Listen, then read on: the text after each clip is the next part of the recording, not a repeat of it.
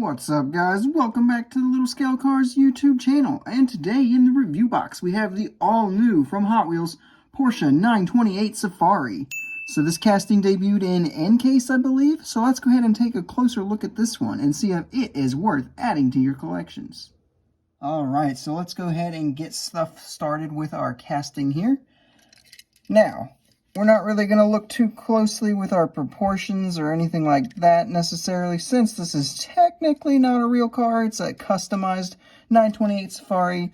Porsche never made an actual factory Safari version of the 928 as far as I know. So we're not super concerned about that, but we can see that it does at least look like a 928, and you can tell that it's clearly based on a 928. So that's good. As we get into the actual casting engineering here, we will see that up front, casted in are our headlights here. They are in the popped up position, and then we do get a light bar here as well.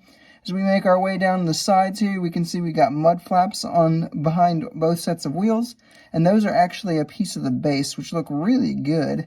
They actually look as though they're a separate piece, even though they're not, so I quite like that. Making our way to the side, not really a whole lot to say. We do get an actual window piece in this rear window section. Up on the roof here, all this roof rack luggage I should say, all this stuff that is up here is actually casted in. Then we've got a shovel right here, and then some canisters, canteens, and I'm not sure what that is. Anywho though, making our way to the spare tire, that is in there and looking good. I believe that's a piece of the interior, and a nice little attention to detail there. As we come to our back here, we do get a nice rear bumper, kind of like a skid plate looking thing. And then we do get tail lights. They are just inside here. This is again a piece of the interior, as you can see them there. And yeah, overall, not too shabby casting wise. So for our paint and deco, we have a basic-ish, racing-ish livery, I guess. We do have lots of sponsors going down the side, BBS, Bilstein. The number 3, we got Porsche down here, Sparko, 75 anniversary of Porsche. Just kind of a basic livery, nothing up top looking down. And then the silver background.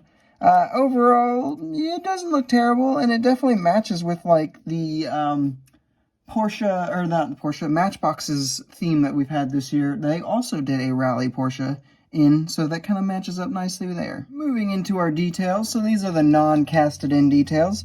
We do get our rally light bar kind of thing tampoed on, but interestingly enough, we did not get any kind of light tampo for the actual headlights themselves, which is odd. Just seems like if you're going to do the front, might as well do these as well to me. So a little bit of an odd choice there. Down the sides, nothing really to talk about. We've all talked about these in the paint and deco section. No tampos up front on anything, or up top on anything like that. And then making our way into the back again, since the taillights are a piece of the interior, they did not get any tampo work done for them either, but there's actually no Porsche tampos or anything back here really.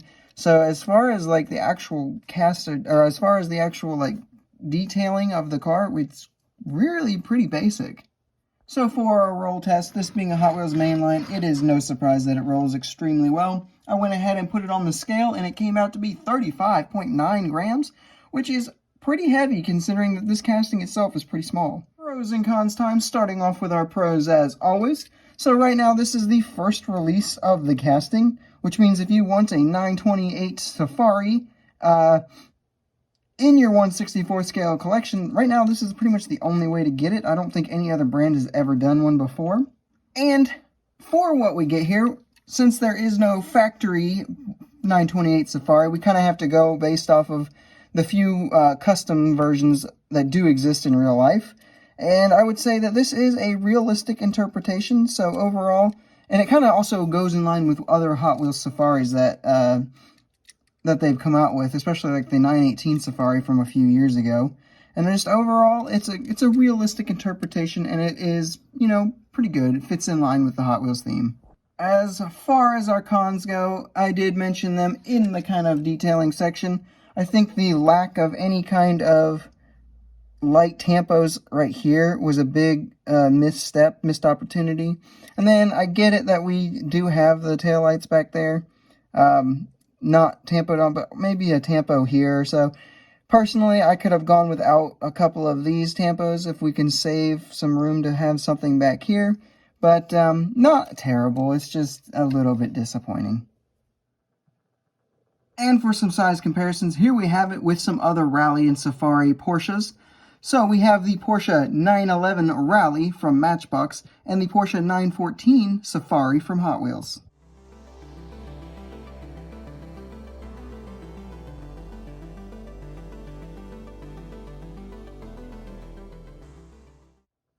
And for some other notable comparisons, I would say, here is the Hot Wheels standard Porsche 928, and here is the Mini GT Lancia Stratus.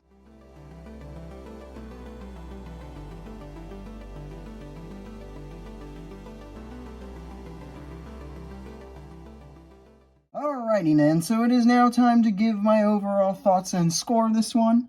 So I think I'm just going to go ahead and give this one an 8.5 out of 10. This was not one I was crazy excited for, so it's actually pretty high rating for something I wasn't all that excited for. And overall, I think it came out decently, but not great. I definitely think that there was a couple places where we could have seen a lot of improvement. However, though, my biggest real gripes are with this release itself, as far as where things got tampoed and where things, you know, maybe I would prefer have not seen tampos.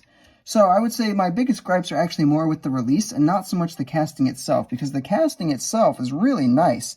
Like, just all the things that are actually pieces of the metal, the engineering, the intricate little bits and ends, pieces of the interior, pieces of the window, pieces of the base, all come together for a really, really nice casting. And I just feel like this particular example probably is a bit of a letdown. I think if the casting ever goes premium and we get like some taillights back here actually painted on or something tampoed, and then we get full tampos up here and get some tampo work on this like you saw on the 914 in the size comparison, and maybe, you know, you even get to keep kind of erasing things down the side, I think that could really look good. And so, personally, I would say if you're a huge Porsche fan and you have to have every Porsche, go ahead and grab this one.